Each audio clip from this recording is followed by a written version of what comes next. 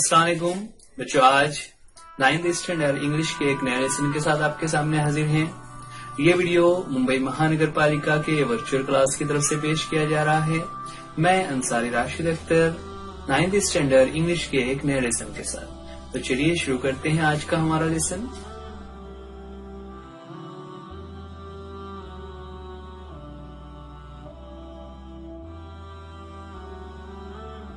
Ninth standard English के इस नए वीडियो में एक नया टॉपिक लेकर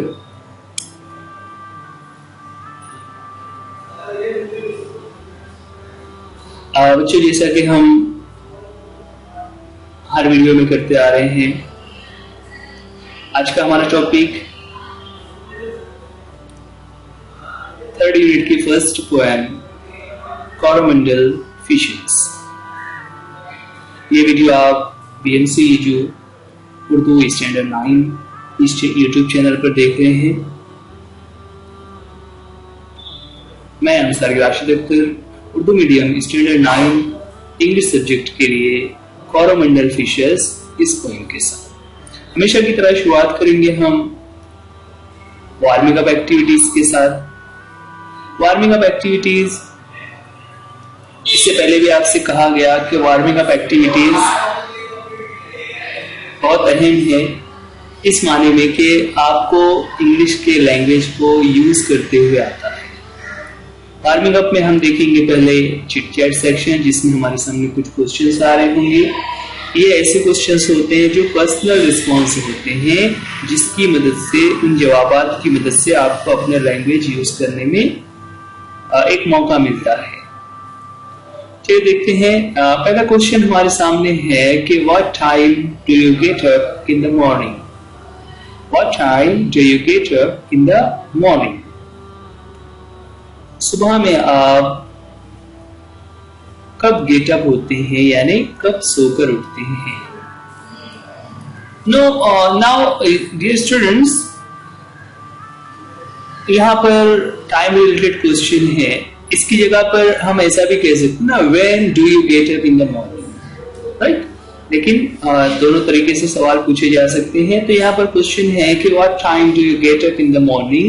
आप सुबह में कब सोकर उठते हैं। तो कब सोकर उठते हैं, इसका आंसर इस तरह से हो जाएगा, आई गेट अप। और जो भी टाइम हमें बताना है उसके लिए हम एट यूज करते हैं। आई get up at 6 AM in the morning. I get up at 7 in the morning. Okay? I get up at 9 in the morning. तो जिनका सुबह का स्कूल होता है वो बच्चे आमतौर से 6 बजे के आसपास उठ जाते हैं। आप बड़े बच्चे हो, आपको तो फजर की नमाज के लिए उठना चाहिए, और फजर की नमाज का वक्त आजकल सर्दी के दिनों में 6:30 बजे के बाद का चल रहा है। तो आप ऐसे कह सकते हो कि I get up at 6 in the morning. Okay, आगे बढ़ते हैं। सेकंड क्वेश्चन है, what time do you go to bed. देखिए बच्चों, एक चीज यहाँ पर ये ध्यान रखें, जब हमें किसी से ये पूछना हो कि आप रात में कब सोते हैं, तो उसके लिए हम ये क्वेश्चन नहीं पूछते कि when do you sleep. English में इस तरह से स्लीप का यूज नहीं किया जाता ना। उसके लिए हम ये पूछ सकते हैं कि when do you go to bed. Go to bed का मतलब वही होता है सोना ना। उसका लफ्जी माने क्या होता है, बिस्तर पर चले जाना। बिस्तर पर जाने से मुराद है सोना। So what time do you go to bed, आप कब सोते हैं। इसका भी आंसर अलग अलग हो सकता है कि I go to bed at 10, I go to bed after नमाज इशा, I go to bed at 11, I go to bed at 12. इस तरह के आंसर से हो सकते हैं। ओके, नेक्स्ट क्वेश्चन है, where do you spend your holidays। आप अपने हॉलीडेज कहाँ पर स्पेंड करते हैं, यानी आप छुट्टियां कहाँ पर गुजारते हैं। हमें साल में 2 मरतबा छुट्टियां मिलती हैं। एक एनुअल एग्जाम के बाद जो हमारे समर वेकेशंस होते हैं मई के मंथ में, और इसी तरह विंटर वेकेशंस होते हैं जो दिवाली के मौके पर हमें अक्टूबर या नवंबर में मिल रहे होते हैं।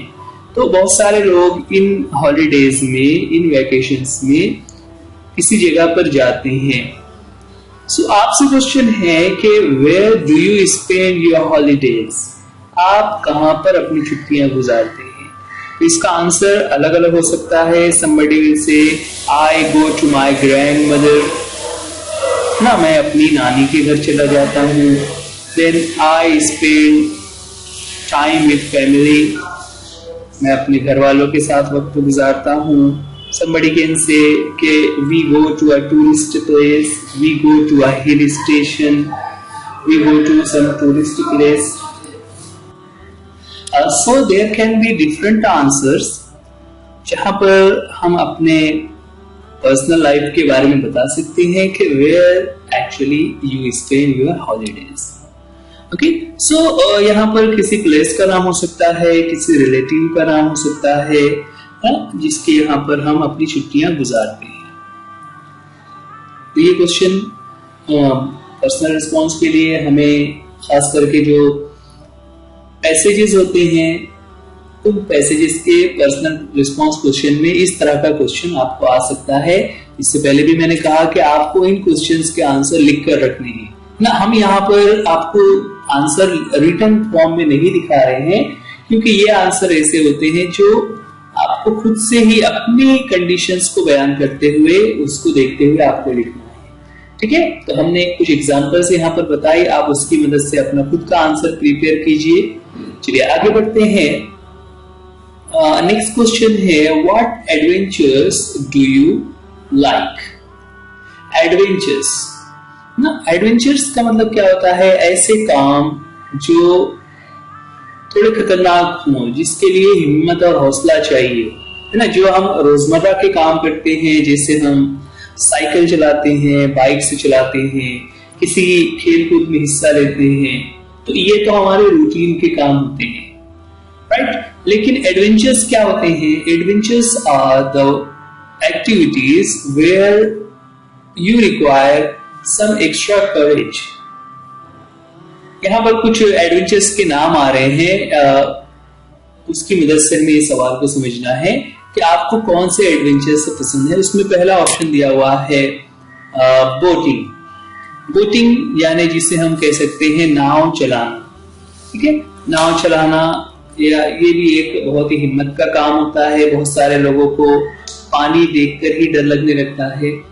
सेकंड है ट्रैकिंग, जैसा पिक्चर में हमें नजर आ रहा है ना, जिसे इस तरह से पहाड़ पर चढ़ने की जो एक्टिविटी है उसे ट्रैकिंग कहा जाता है। नेक्स्ट है स्क्यूबा डाइविंग। स्क्यूबा डाइविंग जैसा यहाँ पिक्चर में हमें नजर आ रहा है, इस तरह से गैस पाइप लेकर पानी में गोता लगाना और समुद्रों को खंगालना, ये स्क्यूबा डाइविंग, ये भी एक हिम्मत का काम है। इसी तरह माउंटेनियरिंग है ना, यानी पहाड़ की चोटी पर चढ़ना, ये भी एक मुश्किल काम होता है, क्योंकि हम पहाड़ों को दूर से देखते हैं। आप कभी किसी टूरिस्ट स्पॉट पर, हिल स्टेशन पर जाते हैं, तो वहां पर तो रास्ते बने हुए होते हैं, लेकिन सोचिए जरा कि जब वो रास्ता नहीं बना हुआ था तो लोग किस तरह से चढ़ते होंगे। तो वो बगैर रास्ते बने हुए पहाड़ों को अबूर करना, इसे माउंटेनियरिंग कहा जाता है। और उसके आगे है और समथिंग एल्स, या इसके अलावा कोई और। क्वेश्चन क्या था कि what adventures do you like, आपको कौन से एडवेंचर्स पसंद हैं। यहाँ पर उसके 4 एग्जांपल्स दी हुई हैं, और इसके अलावा कुछ और भी हो सकता है। तो जरा गौर कीजिए, हो सकता है कि आप में से कुछ बच्चे कहेंगे कि हमें एडवेंचर्स पसंद ही नहीं है, हमें डर लगता है। लेकिन बहुत सारे बच्चे ऐसे होते हैं जिनको एडवेंचर पसंद होता है। तो आप जरा गौर कीजिए, आपको कौन सा एडवेंचर पसंद आएगा। तो आप यहाँ पर कह सकते हैं I like boating, I like trekking, I like scuba diving, I like mountaineering ना। इसके अलावा भी हो सकता है I like free fall jumping. अलग अलग टाइप के एडवेंचर्स होते हैं। चलिए आगे बढ़ते हैं। एडवेंचर्स के बाद अगला क्वेश्चन हमें पूछा हुआ है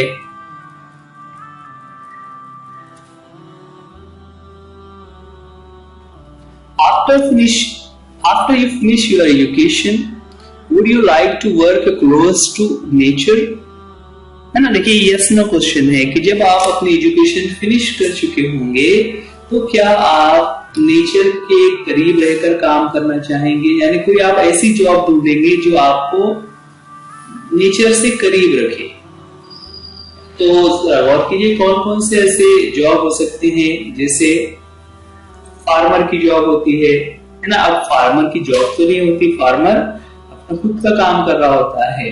उसी का नेक्स्ट क्वेश्चन है कि what would you like to, आप क्या करना चाहेंगे। तो आप कह सकते हैं कि I would like to be an engineer working at sea, I would like to be a forest officer, है ना। इस तरह का आप कोई जॉब कर सकते हैं। तो ये कुछ वार्मिंग अप एक्टिविटीज के क्वेश्चंस थे।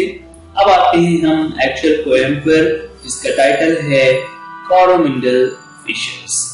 अब ये जो वर्ड है कोरोमंडल, ये एक्चुअल में ये जो एक बीच है जिसे हम मुंबई में देखते हैं, मुंबई में हम चौपाटी कहते हैं, है ना, जुहू चौपाटी कहते हैं वगैरह। इसी तरह कोरोमंडल एक कोस्ट का एरिया है, साहिल का इलाका है, जहां से जो वहां के फिशरमैन हैं, जो मछुआरे हैं, वो अपने जहाज लेकर, अपनी कश्तियां लेकर समुद्र में जाते हैं मछलियों को पकड़ने के लिए।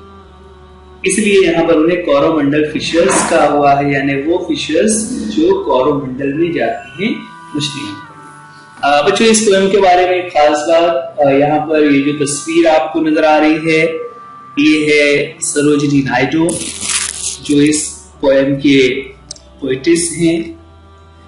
सरोजिनी नायडू, इनका नाम आपने तारीख में सुना हुआ है। वो एक मुजाहिद आजादी रही हैं, आजादी की लड़ाइयों में उन्होंने बढ़ चढ़कर हिस्सा लिया। और यहाँ पर उन्होंने इस नज्म को लिखा हुआ है। इस नज्म को उन्होंने बहुत ही दिलकश अंदाज में पेश किया हुआ है। इसमें बहुत सारी इमेजरी, सीन्स, इमेजेस का यूज उन्होंने किया हुआ है, जिसकी मदद से हम वहां के मंजर को आसानी से इमेजिन कर सकते हैं। ठीक है, चलिए पहले हम शुरुआत करेंगे पोएम की। पोएम को हम रीड आउट करेंगे, फिर बाद में हम उसको मीनिंग को समझने की कोशिश करेंगे। लाइन्स है, rise brothers rise, the waking skies pray to the morning light. Rise brothers rise, the wakening skies pray to the morning light. The wind lies asleep in the arms of dawn, the wind lies asleep in the arms of the dawn, like a child that has cried all night. The wind lies asleep in the arms of the dawn, like a child that has cried all night. Come, let us gather our nets from the shore and set our catamarans free. Come on, let us gather our nets from the shore and set our catamarans free to capture the leaping wealth of the tide. To capture the leaping wealth of the tide, for we are the kings of the sea. For we are the kings of the sea. ये था first stanza ना। First stanzas में बच्चे यहाँ पर ये बड़ी बड़ी लाइन से है ना, लेकिन यहाँ पर ये इस तरह से एक लाइन आ रही है, ये एक ही लाइन है। आगे कहते हैं सेकंड स्टांजा में, no longer delay, let us hasten away in the track of the seagull's call. No longer delay, let us hasten away in the track of the seagull's call. The sea is our mother, in the cloud is our brother, the waves are our comrades all. The sea is our mother, the cloud is our brother, the waves are our comrades all. What though we toss at the fall of the sun, where the hand of the sea god drives. What though we toss at the fall of the sun, where the hand of the sea god drives? He who holds the storm by the hair will hide in his breast our lives. He who holds the storm by the hair will hide in his breast our lives. Coming to third stanza. Sweet is the shade of the coconut glad, and the scent of the mango grove. Sweet is the shade of the coconut glad, and the scent of the mango grove. The sweet are the scents of the full of the moon, with the sound of the voices we love. And sweet are the scents at the full of the moon, with the sound of the voices we love. But sweeter, O brothers, the kiss of the spirit, and the dance of the wild forms glee. But sweeter, O brothers, the kiss of the spirit, and the dance of the wild forms glee. Row, brothers, row to the edge of the verge, where the low sky meets with the sea. Where the low sky meets with the sea.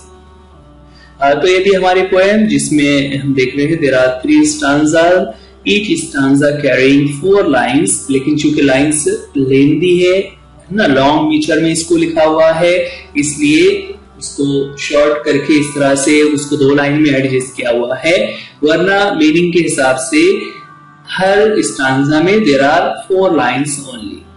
ठीक है, इस poem की poet is Sarojini Naidu. आगे बढ़ते हैं, अब आते हैं हम एक्सप्लेनेशन की तरफ कि इस पोएम में एक्चुअल में क्या बताया जा रहा है, उस मीनिंग को समझने की कोशिश करते हैं। जैसा कि हम देख रहे हैं, बैकग्राउंड से ही हमें उसका पस मंजर समझ में आ रहा है कि किस तरह ये पोएम फिशर्स और कोरोमंडल के बारे में लिखी हुई है। तो चलिए शुरुआत करते हैं। सबसे पहले फर्स्ट स्टांजा की लाइन से है, rise brothers rise, the awakening skies pray to the morning light. है ना, यहाँ पर राइज का मतलब क्या होता है, वो उठने के लिए कह रहे हैं कि चलो उठो, उठो भाइयों उठो। The awakening skies pray to the morning light. Awakening skies ये एक्चुअल में सन को कहा हुआ है ना, मतलब जब सूरज निकल रहा है तो उस वक्त को उन्होंने इस तरह से डिस्क्राइब किया है कि the awakening skies pray to the morning light. सुबह की जो रोशनी है उसकी आसमान, वो आसमान जो वेकनिंग है, वेकनिंग कहते हैं जगाने वाले को। जगाने से मुराद कि जैसे ही सूरज तुलू हो रहा है, सुबह होते ही सूरज के तुलू होते ही पूरा आसमान जो है वो रोशन हो गया है, इसलिए तुम लोग भी उठ जाओ। The wind lies asleep in the arms of the dawn like a child that has cried all night. ना, the wind यानी हवा। अब हवा जो है lies asleep, वो सो रही है in the arms of the dawn। ना, इस सुबह के वक्त, जो सुबह सादिक का वक्त है, उस वक्त उसके हाथों में हवा सो रही है। मतलब क्या हुआ कि अब हवा शांत हो गई, हवा जो है वो पुरसुकून हो गई है। लाइक अ चाइल्ड, जैसे कि कोई बच्चा, that has cried all night. ना देखिए यहाँ पे ये लाइक अ चाइल्ड, ये कंपेयर किया उन्होंने विंड को। विंड रात भर शोर मचा रही थी, तेज हवाएं चल रही थी, तूफानी हवाएं चल रही थी, लेकिन अब जिस तरह एक रात भर रोया हुआ बच्चा सुबह के वक्त खामोशी से सो जाता है, विंड भी उसी तरह से पुरसुकून हो गई है, खामोश हो गई है। Come let us gather our nets from the shore. ना चलो हम अपने जाल को शोर, शोर कहते हैं बीच या कोस्ट को, है ना, साहिल को शोर भी कहा जाता है, sea shore. So and set our catamarans free. Catamarans यानी जहाज, ऐसी जहाज जो खास करके जैसा हम आगे की तस्वीर में देख रहे होंगे कि जिसमें ये जो फिशरमैन होते हैं उसमें बैठकर वो अपने जाल को दूर तक पानी में ले जाते हैं और जाल को फैलाते हैं। तो हम अपने उन कश्तियों को, उन नाव को आजाद कर देते हैं, खोल देते हैं। To capture the leaping wealth of the tide for we are the king of the sea. ताकि क्या हो, जब हम उस जहाज को छोड़ देंगे तो वो निकल पड़ेगा। Capture the leaping wealth of the tide. Wealth of the tide से मुराद यहाँ पर जो मछलियां उनके जालों में फंसेगी, उन मछलियों को कैप्चर करना है, उनको पकड़ना है। क्यों पकड़ना है? और we are the kings of the sea, कि हम इस समुद्र के किंग हैं, यानी उस समुद्र पर हमारी ही हुकूमत चल रही है। हम जिस तरह चाहते हैं वैसे उन मछलियों को पकड़ते हैं। उस समुद्र पर हमने जाल बिछा रखा हुआ है। तो ये फर्स्ट स्टांजा जिसमें सुबह के मंजर को बता रहे हैं, है ना। देखिए जो कैटामैरन की तस्वीर आपके सामने आगे है। No longer delay, let us hasten away in the track of the seagull's call. No longer delay. अब हमें देर नहीं करनी है। डिले मीन्स ताखीर करना, देर करना। Let us hasten away in the track. hasten का मतलब होता है जल्दी करना। In the track of the seagull's call. Seagulls समुद्री परिंदे होते हैं जो समुद्र में मछलियों को पकड़कर उनका शिकार करते हैं, उनको खा रहे होते हैं। तो जहां पर ज्यादा मछलियां होगी वहां पर हमें सीगल नजर आते हैं।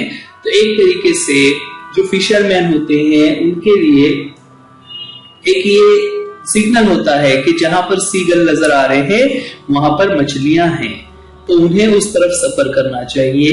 यहाँ पर वही कह रहे हैं कि let us Hesson away in the track of the seagulls call, कि चलो हम सीगल के कॉल यानी सीगल्स की जहां से आवाज आ रही है उसी ट्रैक पर, उस रास्ते पर चलते हैं। The sea is our mother, the cloud is our brother, the waves are our comrades all. देखिए यहाँ पर उन्होंने सी को मदर, क्लाउड को ब्रदर और वेव्स को कॉमरेड्स कहा है। कॉमरेड मीन्स फ्रेंड्स या साथी, उसे हम कह सकते हैं ना। ये एक तरीके से मेटाफर उन्होंने यूज किया। What though we toss at the fall of the sun, ना, यानी हालांकि हम toss at the fall of the sun, fall of the sun से मुराद यहाँ पर कि शाम के वक्त, कि हम शाम के वक्त हमारी किस्मत हमारे हाथ में नहीं होती। Where the hand of the sea god drives, जहां पर सी गॉड हमें लेकर जाता है वहां पर हम जाते हैं। यानी समुद्र में देखिए इस तरह की छोटी सी नाव, जैसा हमने इस स्टांजा के पहले तस्वीर में देख रहे थे, पीछे आपको नजर आ रही है, तो वो नाव जो होती है उसमें ज्यादा चीजें कंट्रोल नहीं होती। तो जिस तरफ समुद्र ले जाता है, समुद्र की लहरें उसको ले जाती हैं, उस नाव को उस तरफ ही चलना होता है। तो उसी को कह रहे हैं कि we toss at the fall. Toss यानी हम उछलते हैं, जिस तरह से पानी की लहरें चलती हैं हम भी उसके साथ साथ चल रहे होते हैं, जैसा समुद्र की जो लहरें हैं हमें चलाती हैं। उसके बाद भी वो कह रहे हैं कि ही से मुराद यहाँ पर गॉड को कह रहे हैं। He who holds the storm by the hair, कि वो खुदा जो अपने हाथों से वो जो स्टॉर्म होते हैं, स्टॉर्म कहते हैं समुद्री तूफान को, कि समुद्री तूफान के जो बाल हैं उसको पकड़ के रखता है, यानी उसको कंट्रोल में रखता है। And will hide in his breast our lives, कि वो हमारी लाइव्स को अपने ब्रेस्ट में छुपा कर रखेगा। ब्रेस्ट से मुराद वो हमें अपने सीने से लगा कर रखेगा, हमें वो उस समुद्र की मौजू के हवाले नहीं छोड़ देगा कि हम उसके साथ बह जाएं या उसमें गर्क हो जाए, डूब जाए, बल्कि वो हमें अपने सीने से लगा कर रखेगा, हमारी हिफाजत करेगा। थर्ड स्टांजा है, sweet is the shade of the coconut glade and the scent of the mango ground. ना, sweet is the shade of coconut glade. Coconut यानी जो यहाँ पर नारियल के पेड़ लगे हुए होते हैं बीच पर, उन बीचेस की जो मिठास है वो बहुत ज्यादा खुश करने वाली है। And the scent of the mango grove, और साथ में जो मैंगो के बागात है, मैंगो के झाड़ लगे हुए हैं, है ना, उसकी खुशबू भी बहुत दिलकश है। And sweet are the scents at the full of the moon with the sound of the voices below. लेकिन इसी तरह से ये जो sand at the full of the moon with the voice of voices below, कि चांद की रोशनी में जब पूरा चांद नजर आ रहा हो और उस चांद की रोशनी में जब समुंदर की लहरें चल रही होती है तो उससे जो आवाज निकल रही है वो ऐसी आवाज होती है जो हमें बहुत ज्यादा पसंद है। By sweeter, O brother, the kiss of the spray and the dance of the wild foams glee। और बट स्वीटर, लेकिन और ज्यादा मिठास होती है, और ज्यादा उसमें खुशी होती है। O brother, the kiss of the spray and the dance of the wild foams glee। wild foams glee, गिली से मुराद यहाँ पर खुशी का एहसास, कि और ज्यादा हमें खुशी होती है जब हम उस वाइल्ड फोम यानी जो समुद्र के झाग को देखते हैं। और फिर लास्ट में कह रहे हैं, row brother row, row to the edge of the verge, है ना। रो का मतलब होता है जहाज चलाना, तो चलते जाओ वहां तक जहां पर पानी और समुंदर का पानी और आसमान, where the low sky mates with the sea. Mates का मतलब यहाँ पर होता है मुलाकात करना, मिलना, कि जहां पर समुंदर और आसमान हमें मिलते हुए नजर आ रहे हैं, हमें उस वर्ज पर, उस किनारे तक पहुंचना है ताकि हम वहां जाकर उस डीप समुद्र में मछलियों को पकड़ सके। तो देखिए यहाँ पर सिंपली एक सीन क्या था कि सुबह का वक्त है और जो फिशरमैन है वो अपना मछलियां पकड़ने के लिए जा रहे हैं, लेकिन उस सीन को पोएटिस ने बहुत ही इमेजरी और मनाजिर के साथ यहाँ पर पेश किया हुआ है। अब यहाँ पर कुछ इसकी पोएटिक चीजें हम देख लेते हैं। सबसे पहले राइमिंग वर्ड्स और राइम स्कीम। 4 स्टांजा एक एक करके हम देख रहे होंगे। पहला स्टांजा हमारे सामने है। पहले स्टांजा में अगर हम देखें तो जो फर्स्ट 2 लाइन्स है, फर्स्ट 2 लाइन्स में राइमिंग वर्ड थे लाइट नाइट ना। देखिए जैसे मैंने पहले कहा कि ये बड़ी लाइन्स है लेकिन उसको लिखने के लिए इस तरह शॉर्ट किया हुआ है, तो लाइट नाइट ये दोनों राइमिंग वर्ड्स हैं। इसी तरह नेक्स्ट 2 लाइन्स में है फ्री सी, ये दोनों राइमिंग वर्ड्स हैं। अब इससे पहले आपको बताया गया कि जब राइमिंग वर्ड्स हमें मालूम हो तो हम उसकी मदद से राइम स्कीम बता सकते हैं। राइम स्कीम किस तरह करते हैं कि जो पहला वर्ड है फर्स्ट लाइन का लास्ट वाला वर्ड, उस वर्ड को हम नाम देते हैं ए। अब अगर उससे मिलता जुलता कोई दूसरा राइमिंग वर्ड पोएम में कहीं पर भी आ रहा होगा तो उसको हम नाम देंगे ए। जैसे यहाँ पर लाइट के साथ राइमिंग वर्ड यूज किया हुआ है नाइट। अब आगे बढ़ने पर अगर उससे मिलता जुलता वर्ड नहीं है, कोई दूसरा वर्ड यूज किया हुआ है, जैसे यहाँ पर लाइट नाइट के बाद फ्री आ गया था जो दोनों से अलग है, तो जहां से अलग हुआ तो उसे हमें नाम देना रहेगा नेक्स्ट लेटर, यानी यहाँ पर हमने पहले में ए नाम दिया हुआ है तो दूसरे को हम देंगे बी। अब बी नाम देने के बाद जो लास्ट वर्ड था जो फ्री के साथ राइम हो रहा है, चूंकि बी के साथ ही वो राइम हो रहा है इसलिए उसको भी नाम देंगे बी। फर्स्ट स्टांजा में हमारे राइम स्कीम मिल जाती है ए बी बी। और आमतौर से जितने म्यूजिकल पोएम्स होती हैं उसमें राइम स्कीम सारे स्टांजाज में सेम होता है। ठीक है, यहाँ पर सेकंड स्टांजा में भी अगर हम देखें तो हमारे पास राइमिंग वर्ड्स है कॉल ऑल, उसके बाद ड्राइव्स लाइव्स।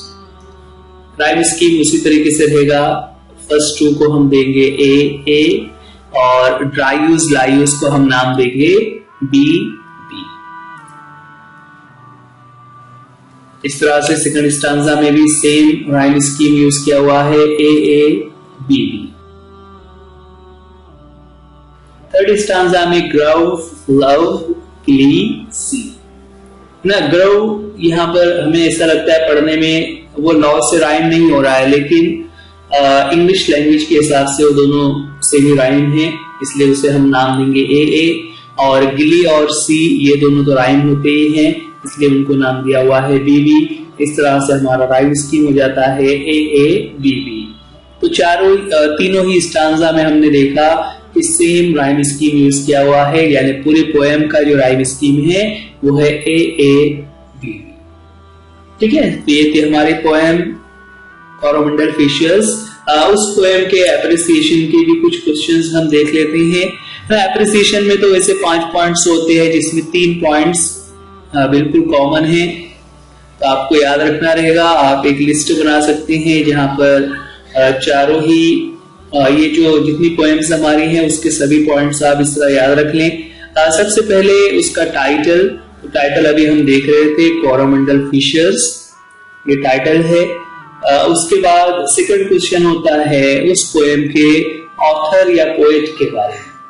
तो यहाँ पर इस पोएम के ऑथर या पोएट की बात हम करें तो शुरू में ही हमने बताया कि नेम ऑफ द पोएट, जो कि एक पोएटिस है, सरोजनी नायडू।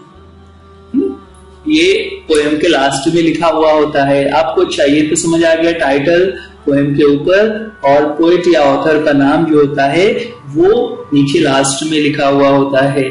उसके बाद नेक्स्ट जो क्वेश्चन है वो है राइम स्कीम के बारे में। राइम स्कीम अभी हमने देखा तीनों स्टांजा में सेम राइम स्कीम यूज किया हुआ है, ए ए बी बी। इस तरह इस पोएम का राइम स्कीम हो जाता है ए ए बी बी।